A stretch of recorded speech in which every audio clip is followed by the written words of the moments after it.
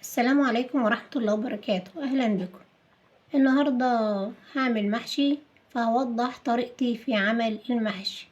فأنا جبت كرنباية اهيت من السوق، كرنباية صغيرة على قدي. طبعا الكرنب أحجام، فكل واحد بيشتري الحجم اللي يناسب الأسرة بتاعته. فأنا جبت الكرنباية ديت. بعد كده عشان أسلقها فبشيل الورق الأخضر اللي أنا مش عايزاه وأتركه، وابدأ اقطعها بالشكل ده من الراس علشان اسلقها تبقى سهلة انها تتسلق. جبت طبق واسع وحطيت فيه مية لحد ما يغلي بالشكل ده، وجبت قليل من الملح وشوية كمون احطهم في المية. ليه ملح وكمون؟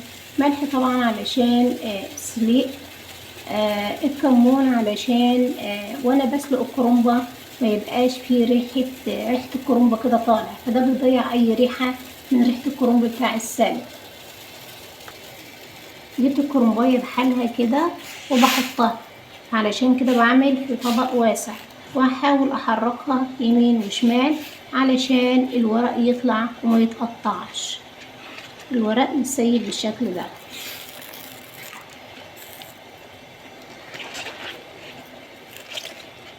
الورق يدبل من المية السخنة ويتفك ما يتقطعش مني.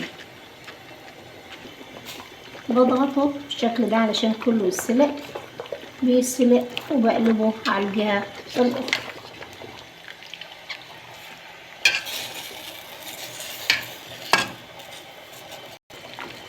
بعد ما خد غلوتين سلق بشيله من المية السخنة وبحطه في طبق تاني فيه مية باردة. السبب ايه؟ السبب ان انا بوقف عملية التسوية للكرنب اكتر من كده. انا سلقته بالمقدار اللي انا عايزاه فبحطه في مية باردة، لكن انا لو سبته وعلى ما اخلص سليق الكرنباية واجي اشوف الاقي اللي انا سلقته في الاول اتهرى. وبحط الجزء الباقي من الكرنبة، وزي ما سلقت الجزء الاولاني هي نفس الجزء الثاني، وهكذا لحد ما اخلص. ودي طريقتي في سلق الكرنب.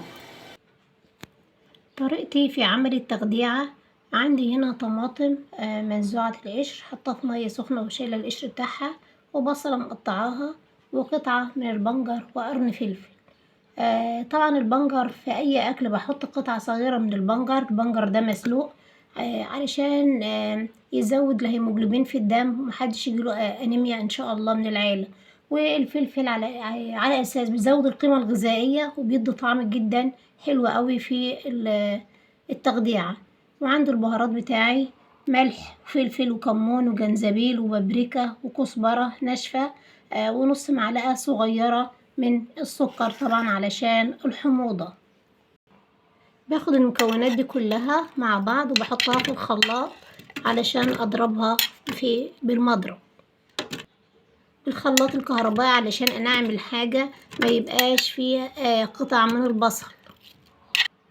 بحط البهارات بتاعي في الشفشق بالشكل ده. وطبعا انا حاطه بصلتين كبار لان المحشي بيحب البصل الكتير، علشان الخلاط يتضرب ما يحصلوش حاجه حافظ عليه. بحط قليل من الميه، يعني ربع كوبايه ميه تقريبا. هضربه بعد كده اشوف هعمل التخديعه ازاي. جبت الصينيه بتاعتي اللي انا هعمل فيها التخديعه، بحط قليل من الزيت. بحط الزيت كتير لان انا فرمه البصله مش محتاجه ان ماده دهنيه كتير. بحط عصير الطماطم مع البصل والبهارات اللي انا ضرباهم. هتاخد غلوتين على النار، انا بسبكهاش قوي. وبعد كده اطفي النار عليها، ابص الاقي الطماطم والتسبيكه ناعمه مفيهاش اثر للبصل. ودي طريقتي في عمل التخديعه. حضرت حاجات المحشي والتخديعه هي بالشكل ده الناعمه كويسه. احط عليها الخضره اللي هي الشبت والبقدونس والكزبره، لان المحشي بيحب الخضرة الكتير والبصل الكتير، وأقلبهم بالشكل ده. عند الرز بتاعي المقدار اللي أنا الوجبة بتاعتي غسلاه وبحطه على التخديعة بالشكل ده على قد الكرنباية وعلى قد الوجبة بتاعتي. كده التخديعة بقت جاهزة وعندي الكرنب بقى جاهز. وطبعا الطريقة ان انا بطلعه من المية السخنة احطه في المية الباردة اللي هي من الحنفية على اساس ما يستويش، بيديني الكرنب حلو بالشكل ده مش مقطع وكويس. طبعا انا بقطعه الصابع المحشي بيبان ان هو كبير ولا صغير على حسب ايه، على حسب تقطيعتي للورقة بتاعة المحشي. قطعتها طويلة هتطلع صابع المحشي كبير، قطعتها صغيرة هيطلع صابع المحشي صغير. في عندي هياكل الفراخ كذا جناح وكذا دراع، فبحطه في الأرضية وابدأ أحشي. وطبعا أنا جايبة قرنين 3 من الفلفل هحشيهم مع الكرنباية. في التسوية بيدي ريحة كويسة والقيمة الغذائية طبعا بتزيد. وهبدأ أحشي وبعد ما أحشي هسويه وهنشوفه ازاي. بعد ما خلصت حشية المحشي، الصينية اللي هي مكان التخديعة حطيت فيها المية اللي هحط فيها عقد المحشي، وظبطت الحد الملح. لو انا عندي شوربة بحط شوربة، ما عنديش شوربة فانا بحط المية في قلب الصينية كده يديني محلول مائي كده محمر من مكان الصلصة. وابدأ احط العقد. حطيت العقد وعلقت على المحشي.